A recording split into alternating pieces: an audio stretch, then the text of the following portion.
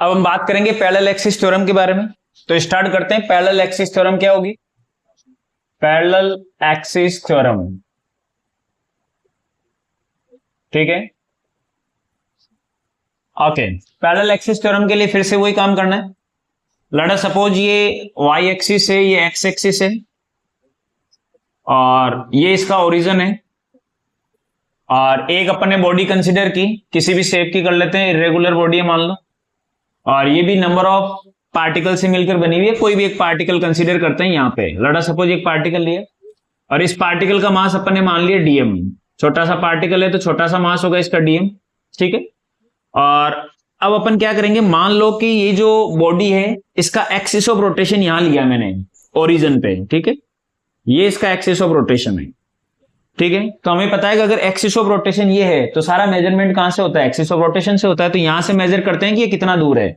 तो यहां से ये बनाया अपन ने इसके कोऑर्डिनेट के लिए डैश डैश, यहां से ये कितना दूर है? तो सर यहां से एक्स में तो इतना दूर है, और इसको नाम दे दिया स्मॉल एक्स। और यहां से कितना ऊपर है? तो सर यहां से ये इतना ऊपर है, तो यहां से अपन ने इसको नाम दिया स्मॉल वाई। तो ये ऊपर हो गया स्मॉल वाई इस तरीके से। तो इसके कोऑर्डिनेट अपन ने डिसाइड किया कि इधर कितना है, दूर कितना है x, और ऊपर कितना है यहां से, तो इतना ऊपर है, दैट इज y। तो इसके कोऑर्डिनेट ले लिए अपन ने x y, ये हो गया x और ये हो गया y, ठीक है। अब इसके अबाउट क्या करेंगे, ये एक्सिस ऑफ रोटेशन है, इसके अबाउट इसका मोमेंट ऑफ इनर्शिया बताते हैं। तो इसका मोमेंट ऑफ इनर्शिया यहां लिख देता हूं, moment of inertia about this axis, यानी कि ओरिजिन से जो पास हो रही है। तो इसके अबाउट इसका मोमेंट ऑफ इनर्शिया कितना हो जाएगा? M R square. तो एम कितना हो जाएगा? डीएम। और आर क्या होता है? Perpendicular distance from the axis of rotation. तो इसकी परपेंडिकुलर डिस्टेंस, ये एक्सिस ऑफ रोटेशन ये रही, और ये परपेंडिकुलर डिस्टेंस हो जाएगी। तो ये कितना हो जाएगा? तो सर ये है y, ये है x, तो x square plus Y square is this का स्क्वायर। तो ये हो जाएगा हमारे पास total x square plus Y square. तो लिख दिया मैंने x square plus Y square. अब ये जो साइड है एक्चुअल में कितनी है? ये है root of X square plus Y square, लेकिन यहाँ फॉर्मूले में इसका स्क्वायर किया तो रूट कैंसिल आउट हो गया, तो हमारे पास क्या बचा? ये वाला, ठीक है। अब इसके बाद में अपन क्या करते हैं, एक और चीज करना है कि लेट अस सपोज यहाँ सेंटर ऑफ मास है, ये सेंटर ऑफ मास है बॉडी का, ठीक है, और एक एक्सिस ऑफ रोटेशन यहां से पास हो रही है, यहां से, और इसके अबाउट अपन को मोमेंट ऑफ इनर्शिया निकालना है फिर से इसका। तो इस बार मेजरमेंट यहां से चालू करेंगे। यहां से ये कितना दूर है? तो सर यहां से इतना दूर है, और इसको नाम दे दिया सर ये कितना दूर है, let us suppose x dash दे दिया। सिमिलरली यहां से ये कितना ऊपर है? तो सर यहां से ये इतना ऊपर है, तो इसको नाम दे दिया मैंने वाई डैश नाम दे दिया। तो इस बार इसके जो कोऑर्डिनेट है वो कितने हो गए? एक्स डैश और वाई डैश इसके कोऑर्डिनेट हो गए। तो अगर मैं बात करता हूं moment of inertia about the centre of मास, तो फॉर्मूला होता है एम आर स्क्वायर। एम हमारे पास क्या है? डीएम, और आर क्या होता है? Perpendicular distance. तो एक्सिस ऑफ रोटेशन से इसकी परपेंडिकुलर डिस्टेंस, तो ये एक्सिस ऑफ रोटेशन हो गया, ये डिस्टेंस हो जाएगी। तो ये डिस्टेंस कितनी हो जाएगी? ये हो जाएगी एक्स डैश का स्क्वायर प्लस वाई डैश का स्क्वायर, ठीक है, ओके। अब एक और चीज कि ये जो सेंटर ऑफ मास है ये ओरिजिन से कितना दूर है? तो सर ये ओरिजिन से इतना दूर है, ये इतना दूर है, ये ओरिजिन से इतना दूर है। तो इसको अपन ने डिस्टेंस बता दिया कि ये कितना दूर है ओरिजिन से, तो इसको नाम दे दिया एक्स ऑफ सेंटर ऑफ मास मान लो। और ये ओरिजिन से कितना ऊपर है? तो सर ये इतना ऊपर है, तो इसको मैंने नाम दे दिया, दैट इज, यहां साइड में लिख देता हूं, ये इतना ऊपर है, और ये हो जाएगा that is Y of centre of mass, ठीक है, that is Y of centre of mass, ठीक है। सारी चीजें अपन ने डिस्कस कर ली। सेंटर ऑफ, सॉरी, इस पॉइंट का यानी कि इस पार्टिकल का मोमेंट ऑफ इनर्शिया निकाला अबाउट द दिस एक्सिस जो कि ओरिजिन से पास हो रही है। इस पार्टिकल का मोमेंट ऑफ इनर्शिया निकाला अबाउट द एक्सिस जो कि इसके सेंटर ऑफ मास से पास हो रही है, यानी कि एक एक्सिस जो इससे पास हो रही है उसके अबाउट, और एक एक्सिस जो इससे पास हो रही है उसके अबाउट अपन ने मोमेंट ऑफ इनर्शिया निकाला। और खास बात यह है कि ये दोनों जो एक्सिस है वो एक दूसरे के मैंने क्या ली? पैरेलल। ये वाली एक्सिस ऑफ रोटेशन यहां से पास हो रही है ओरिजिन से, ये वाला एक्सिस ऑफ रोटेशन यहां से पास हो रहा है सेंटर ऑफ मास से, और दोनों एक दूसरे के पैरेलल है, ठीक है। अब यहां से ध्यान से देखा जाए तो देखो मैं हाईलाइट करता हूं, इन दोनों के बीच में परपेंडिकुलर डिस्टेंस देखो, इस एक्सिस ऑफ रोटेशन और इस एक्सिस ऑफ रोटेशन के बीच में परपेंडिकुलर डिस्टेंस ये हो जाएगी, और इसको मैंने नाम दे दिया लेट अस सपोज डी। क्या नाम दे दिया? डी। याद रखने पड़ेगा आपको डी किसको नाम दिया? इस एक्सिस ऑफ रोटेशन और इस एक्सिस ऑफ रोटेशन के बीच का परपेंडिकुलर डिस्टेंस ये कितना होगा। तो एक राइट एंगल ट्रायंगल बन गया जिसमें ये हो गया YCM और ये हो गया XCM। तो ये क्या हो जाएगा, ये D कितना हो जाएगा, यहां साइड में लिख देते हैं सर, ये D हो जाएगा रूट ऑफ XCM का स्क्वायर प्लस YCM का स्क्वायर, इन दोनों के स्क्वायर के रूट के बराबर हो जाएगा। ठीक है सर, इतना काम कर लिया अपन ने। अच्छा, अब इसके बाद में क्या करते हैं, यहां से फिर से डिस्कस करते हैं कि ये जो इक्वेशन है इसको मैं क्या लिख सकता हूं। तो यहां लिखा मैंने I0 is equal to DM की जगह मैंने DM लिखा, और ये जो x स्क्वायर है तो x की जगह क्या लिख सकता हूं, XCM प्लस x डेस, XCM प्लस x डेस ये लिख सकता हूं और इसका स्क्वायर हो जाएगा। सिमिलरली प्लस, और y की जगह क्या लिख सकते हैं, तो ये y है, इसको मैं क्या लिख सकता हूं, दिस प्लस दिस, यानी कि ये कितना है YCM और ये y डेस, तो क्या लिख दिया YCM प्लस y डेस का होल स्क्वायर, ये हमारे पास आ जाएगा। इसको ओपन करते हैं एक बार। अच्छा, एक और चीज, ये जो हमारे पास मोमेंट ऑफ इनर्शिया ये I ना होके DI होगा छोटा सा, इसको भी DI कर दिया, इसको भी DI कर दिया। ठीक है, अब फिर से ये जो मोमेंट ऑफ इनर्शिया आ रहा है DI0, इसको क्या लिखेंगे, तो इसको ओपन करके लिखेंगे। ये हमारे पास DM एज इट इज हो गया, और ब्रैकेट को ओपन करता हूं दोनों को, ये हो जाएगा XCM का स्क्वायर प्लस ये हो जाएगा x डेस का स्क्वायर प्लस ये हो जाएगा 2XCM x डेस। फिर इसके बाद में प्लस क्या आ जाएगा, ये वाली चीज मैं यहां नीचे लिखता हूं, दिस का स्क्वायर YCM का स्क्वायर प्लस y डेस का स्क्वायर प्लस 2YCM y डेस, ये हमारे पास आ गया। ये मोमेंट ऑफ इनर्शिया था DI, दोनों साइड इंटीग्रेट करेंगे तो ये I बन जाएगा, ये I बन गया, और इधर इंटीग्रेशन का साइन लगा दिया अपन ने। ठीक है, अब आगे चलते हैं। अब इसको ओपन करते हैं, तो ओपन भी मैं शॉर्ट में कर रहा हूं, ध्यान से देखना कैसे। सबसे पहले DM को मल्टीप्लाई करवा रहा हूं मैं x डेस के स्क्वायर से, तो मेरे पास बन जाएगा इंटीग्रेशन DM x डेस का स्क्वायर, फिर DM को मल्टीप्लाई करवा रहा हूं मैं, ये हाईलाइट कर देते हैं y डेस के स्क्वायर से, तो ये बन जाएगा DM प्लस DM y डेस का स्क्वायर, और इंटीग्रेशन दोनों पे कॉमनली चल रहा है। अगर ध्यान से देखें तो DM बाहर आ जाएगा, तो DM को कॉमन ले लिया मैंने, तो हमारे पास ये बन जाएगा, क्या बन गया, इंटीग्रेशन DM x डेस का स्क्वायर प्लस y डेस का स्क्वायर, और शॉर्ट में लिखता हूं इधर साइड में y डेस का स्क्वायर। तो क्या हो गया, ये DM x डेस का स्क्वायर प्लस y डेस का स्क्वायर क्या बन गया, दिस इज D यानी कि DI यानी कि moment of inertia about the centre of मास, और इंटीग्रेट कर दूंगा तो क्या हो जाएगा, DI का I बन जाएगा। तो ये ओवरऑल क्या बन गया, this is moment of inertia about centre of मास। और कौन कौन से टर्म हट गए, एक टर्म तो ये हट गया ये वाला, और एक टर्म हट गया ये वाला। अब हमारे पास क्या बचा, और देखो अब बच गया ये वाला, तो इसको इससे मल्टीप्लाई करता हूं, देखना फिर से, प्लस इंटीग्रेशन कर दिया DM XCM का स्क्वायर, DM और XCM का स्क्वायर, और क्या हो जाएगा DM YCM का स्क्वायर प्लस DM, तो DM को बाहर ले लूंगा, और YCM का स्क्वायर, ये हमारे पास आ जाएगा।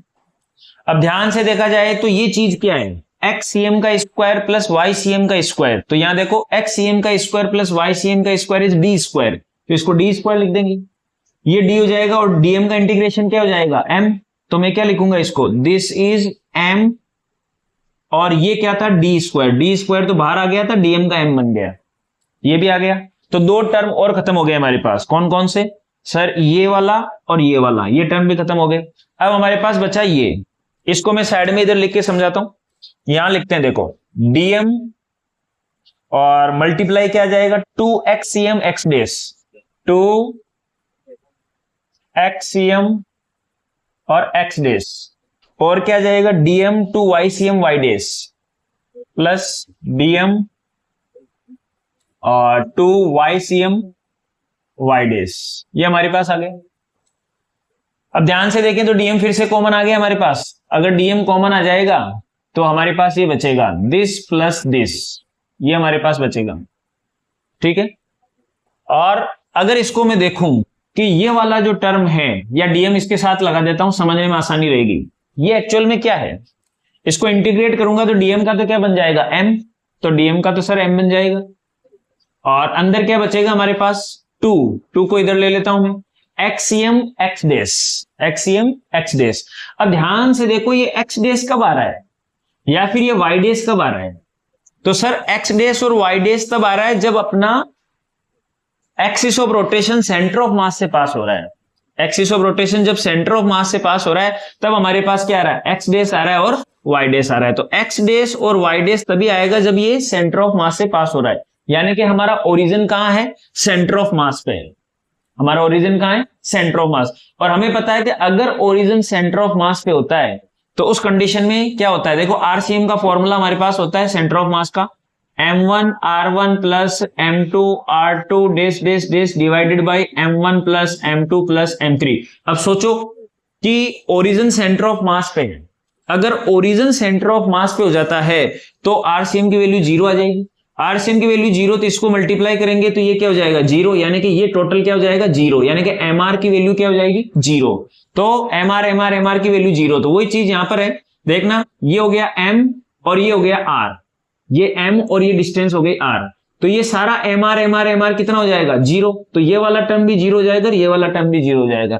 सबसे इंपॉर्टेंट चीज इसमें समझने वाली यही है कि सर ये वाले जो दो टर्म है जो 2 के मल्टीपल थे ये 0 क्यों हो रहे हैं, क्योंकि 0 इसलिए हो रहे हैं क्योंकि हमने ये एक्स डेस और वाई डेस कब आ रहा है, जब हमारा ओरिजिन यहां हो। तो सेंटर ऑफ मास और ओरिजिन एक ही जगह है, इसका मतलब क्या हो गया आरसीएम 0।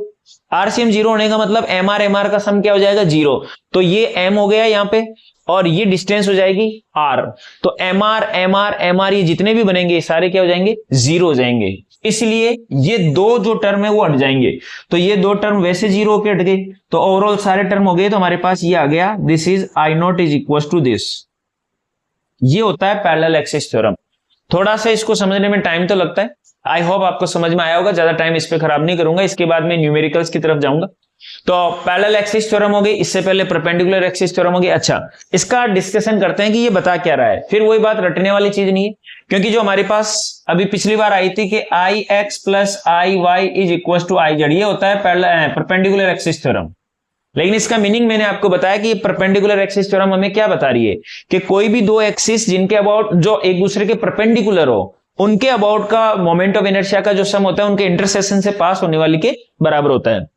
उसी तरीके से ये क्या बता रहा है, ये बता रहा है कि moment of inertia about O, यानी कि इसके about moment of inertia is equal to moment of inertia about centre of mass, यानी कि इसके about moment of inertia plus M D square. M का मतलब इसका टोटल मास m और डी स्क्वायर का मतलब ये, यानी कहने का मतलब किसी भी एक्सिस के अबाउट मोमेंट ऑफ इनर्शिया क्या हो सकता है, सेंटर ऑफ मास से जाने वाली एक्सिस के about moment of inertia plus उन दोनों पैरेलल एक्सिस के बीच में जो डिस्टेंस है उस डिस्टेंस का स्क्वायर मल्टीप्लाई विथ मास। थोड़ा सा समझें इसको अच्छे से, तभी न्यूमेरिकल कर पाएंगे अपन। कि ये हमें क्या बता रहा है, पर पैरेलल एक्सिस थ्योरम क्या बता रहा है कि किसी भी एक्सिस के अबाउट, ये एक्सिस यहां जा रही है, जरूरी नहीं ओरिजिन हो सकता है ये हो कोई सा भी पॉइंट हो सकता है। किसी भी एक्सिस के अबाउट मोमेंट ऑफ इनर्शिया किसके बराबर होता है, it is equal to moment of inertia about centre of mass plus उन दोनों एक्सिस के बीच का जो डिस्टेंस है उसके डी के स्क्वायर और मास के मल्टीपल के बराबर होता है। यानी कहने का मतलब दो एक्सिस आपने बनाई, जैसे ये एक्सिस है, इसके अबाउट मोमेंट ऑफ इनर्शिया निकालना है, तो निकालने का तरीका क्या है, सेंटर ऑफ मास कंपलसरी क्या है कि जिस भी एक्सिस के अबाउट आप मोमेंट ऑफ इनर्शिया निकालना चाहते हो वो सेंटर ऑफ मास से पास होने वाली एक्सिस के पैरेलल होनी चाहिए। पहली चीज तो ये, जिस भी एक्सिस ऑफ रोटेशन के अबाउट आप मोमेंट ऑफ इनर्शिया चाहते हो वो एक्सिस सेंटर ऑफ मास से पास होने वाली एक्सिस के पैरेलल होनी चाहिए, पहली चीज। तब क्या होगा कि इसके अबाउट यानी कि सेंटर ऑफ मास से पास होने वाली एक्सिस के अबाउट जो मोमेंट ऑफ इनर्शिया है उसका मोमेंट ऑफ इनर्शिया प्लस इनके बीच में जो डिस्टेंस है डी स्क्वायर और इस बॉडी का मास एम डी स्क्वायर टोटल, इसके सम के बराबर होगा। तो इसके अबाउट मोमेंट ऑफ इनर्शिया निकालना है तो इसके अबाउट मोमेंट ऑफ इनर्शिया और ये वाला एम डी स्क्वायर। थोड़ा सा आप इसको होल्ड करके आराम से सोच के तसल्ली से समझें। नहीं समझ में आ रहा है वापस रिपीट कर देंगे, कोई इश्यू वाली बात नहीं, लेकिन कॉन्सेप्ट यही बनेगा हमारे पास। क्या कॉन्सेप्ट बना कि सर दो एक्सिस, किसी भी एक्सिस के अबाउट अगर आपको मोमेंट ऑफ इनर्शिया चाहिए तो वो देख लें कि अगर वो एक्सिस सेंटर ऑफ मास से पास होने वाले एक्सिस के पैरेलल है, यानी कि उल्टा बोलूं कि सेंटर ऑफ मास से पास होने वाले एक्सिस के पैरेलल में कोई भी एक्सिस है, उसके अबाउट मोमेंट ऑफ इनर्शिया क्या होगा? तो आंसर है सेंटर ऑफ मास से पास होने वाली एक्सिस के अबाउट मोमेंट ऑफ इनर्शिया निकालो और उनके बीच का जो परपेंडिकुलर डिस्टेंस आ रहा है उसके स्क्वायर यानी कि डी स्क्वायर और मास से मल्टीप्लाई करवा दो, उनके बराबर होता है। अब न्यूमेरिकल्स अपन करते हैं और ज्यादा कॉन्सेप्ट क्लियर होंगे न्यूमेरिकल से, डिस्कस करते हैं। न्यूमेरिकल की बात ऐसी है कि आज अपन इन दोनों एक्सिस की हेल्प से, सुनते जाएं, इन दोनों एक्सिस की हेल्प से अपन क्या करेंगे, मोमेंट ऑफ इनर्शिया कैसे कैलकुलेट होते हैं वो देखते हैं। दोनों की हेल्प से कहां पैरेलल एक्सिस थ्योरम लगेगी, कहां परपेंडिकुलर एक्सिस थ्योरम लगेगी, ये सारा डिस्कस करते हैं। लेकिन केवल और केवल आज अपन स्टडी करेंगे रिंग के बारे में, ठीक है। इसके बाद में और भी अलग अलग शेप की बॉडीज होती है, डिस्क होती है, स्फीयर होती है, रोड होती है, उनपे भी अपन पैरेलल एक्सिस और परपेंडिकुलर एक्सिस थ्योरम लगाएंगे। लेकिन आज वीडियो लेंथी हो रहा है, इसलिए अपन केवल और केवल क्या करेंगे, इन दोनों एक्सिस की इन दोनों थ्योरम की हेल्प से अपन क्या करेंगे, रिंग पे चर्चा करेंगे कि रिंग के मोमेंट ऑफ इनर्शिया निकालने में ये दोनों थ्योरम कैसे हमारी हेल्प करती है। तो एग्जांपल लेता हूं मैं, पहला एग्जांपल लेता हूं, बेसिक से चालू करते हैं कि ये कैसे काम में आती है। लेट अस सपोज एक रिंग है, लेट अस सपोज एक रिंग है, इस रिंग का मास m है और इस रिंग की रेडियस r है, ये रेडियस, ये इसकी रेडियस r है, यहां लिख देता हूं, ये रेडियस r है, ये इसका सेंटर है, ठीक है। मैंने बोला कि इस एक्सिस के अबाउट मोमेंट ऑफ इनर्शिया निकालो, इस एक्सिस के अबाउट मोमेंट ऑफ इनर्शिया निकालो। तो कैसे निकालेंगे? तो मैं क्या करूंगा, यहां पर परपेंडिकुलर एक्सिस थ्योरम काम में लूंगा। मैंने क्या किया, मान लिया कि इसके अबाउट जो मोमेंट ऑफ इनर्शिया है वो आई है। अब परपेंडिकुलर एक्सिस थ्योरम क्या बोलती है कि कोई भी दो एक्सिस जो एक दूसरे के परपेंडिकुलर हो, उनके अबाउट का जो मोमेंट ऑफ इनर्शिया होता है, उनका जो सम होता है, वो इंटरसेक्शन से पास होने वाले के बराबर होता है। तो एक एक्सिस मैंने ये ली, अब मैंने क्या किया, इसके अबाउट मोमेंट ऑफ इनर्शिया मेरे को निकालना है। तो मैंने मान लिया कि ये आई है। अब क्या करूंगा, इसके परपेंडिकुलर एक एक्सिस और बनाता हूं, देखना, ये बना दी परपेंडिकुलर एक एक्सिस, ऐसे ये परपेंडिकुलर एक और एक्सिस बना दी।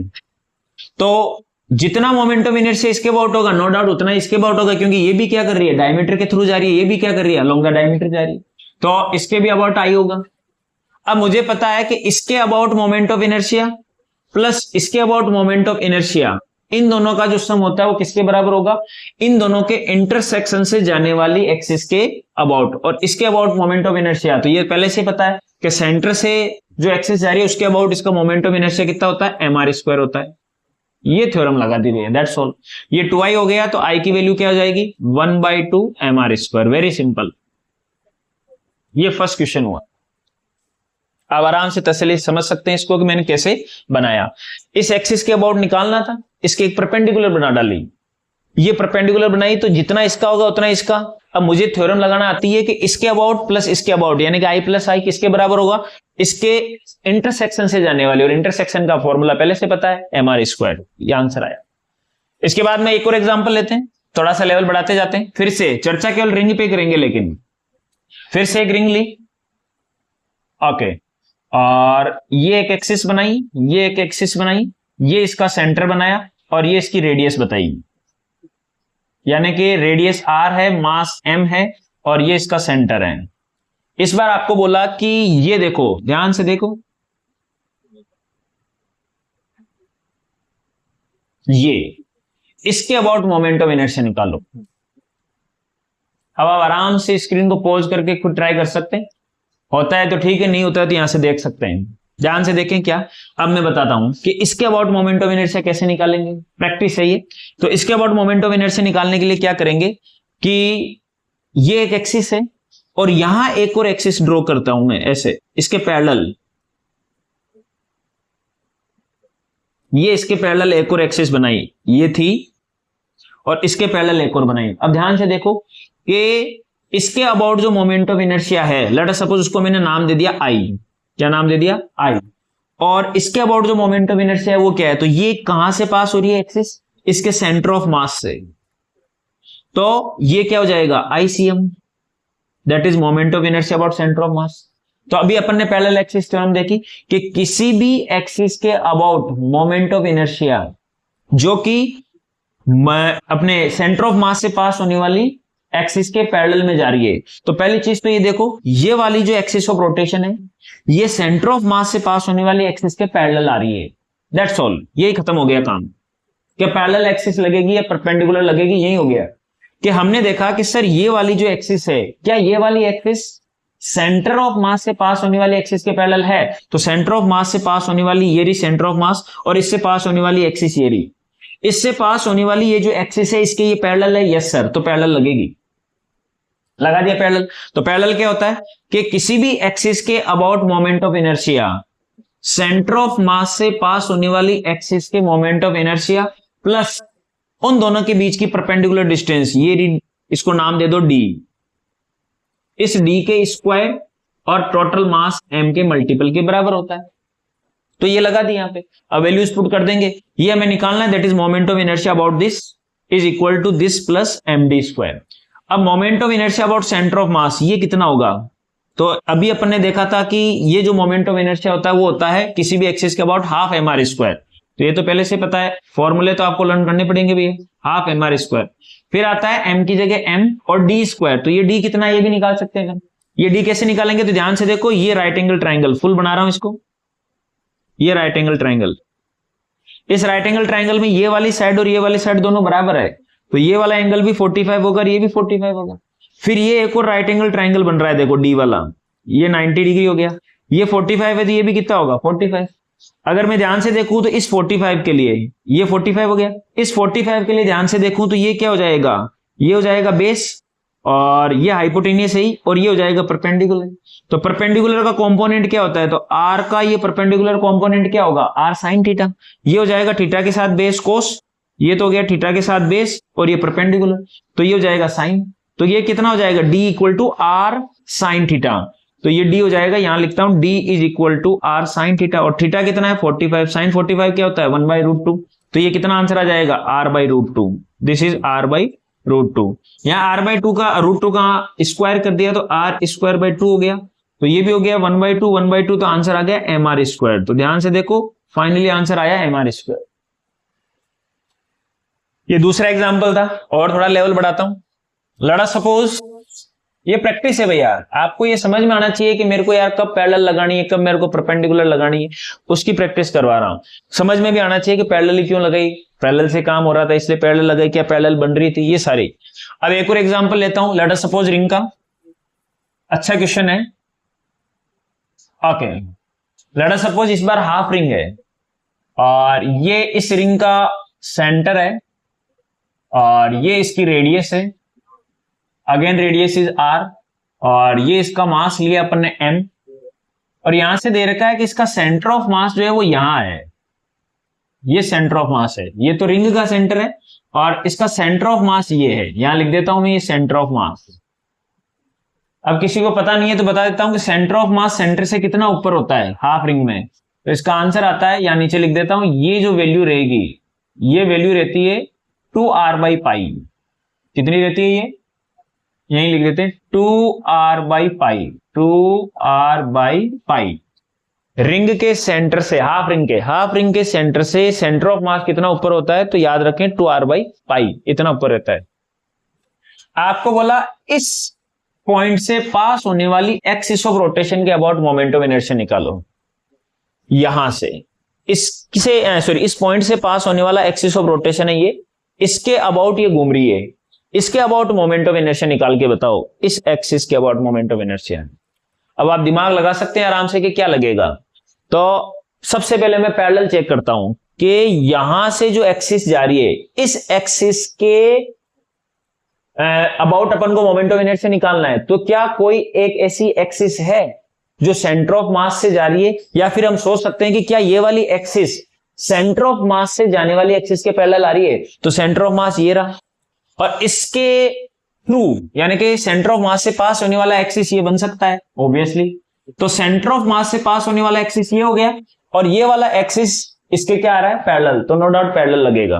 पैरेलल लगा दिया, तो इसके अबाउट मोमेंट ऑफ इनर्शिया दिया I, तो इसके about moment of inertia I is equal to moment of inertia about centre of mass plus इन दोनों के बीच का डिस्टेंस। तो इन दोनों के बीच का डिस्टेंस ये हो जाएगा, ये कितना होगा? ये पूरा r है, r में से ये चला जाएगा 2r - π।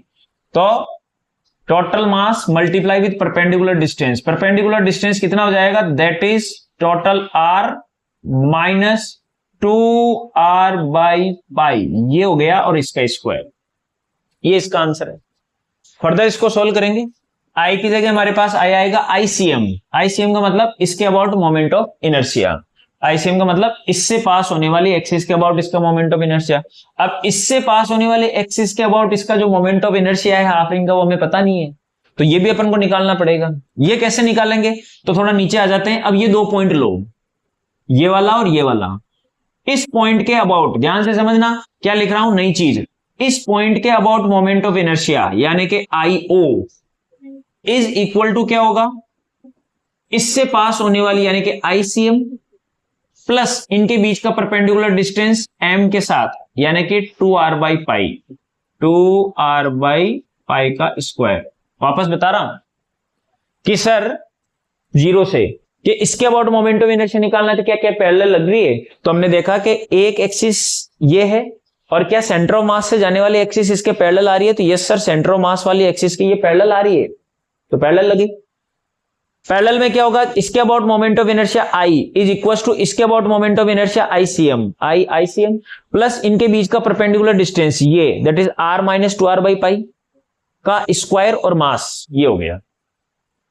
अब ICM की वैल्यू हमें पता नहीं है कि इसके अबाउट जो एक्सिस जा रही है, इसके थ्रू जो एक्सिस जा रही है उसके अबाउट मोमेंट ऑफ इनर्शिया हमें पता नहीं है, तो इसको भी निकालना है कि moment of inertia about the axis passing through the CM, इसके अबाउट मोमेंट ऑफ इनर्शिया कितना होगा ये भी निकालना है। ये निकालने के लिए क्या करेंगे, तो सर ये निकालने के लिए अपन क्या करेंगे, एक नीचे वाला पॉइंट ले लेते हैं, तो एक एक्सिस यहां से जा रही है O से और एक एक्सिस जा रही है यहां, फिर से पैरेलल लग गई, फिर से पैरेलल, तो इसके about moment of inertia IO क्या होगा, सेंटर से जा रही है उसके प्लस इनके बीच का d स्क्वायर और m, तो ये हो जाएगा d 2r बाई पाई और ये m और ये ICM।